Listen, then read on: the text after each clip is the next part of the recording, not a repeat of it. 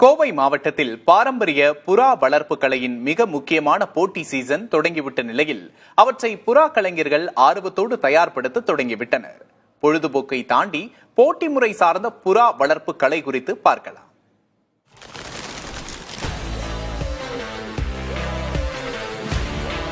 அட, இந்த புறா தொல்லை தாங்க முடியல, எங்க பார்த்தாலும் எச்சமா நோய் பயமா இருக்கு.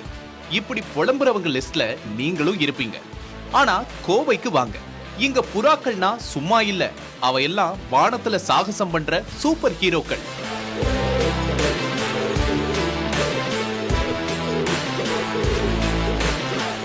இங்க ஆயிரக்கணக்கான குடும்பங்கள் தலைமுறை தலைமுறையா புறாக்களை தங்கள் பெருமையின் அடையாளமா, ஒரு போட்டி வீரனா, ஒரு ரேஸ் புறாவா பட்டை தீட்டி வளர்க்கறாங்க.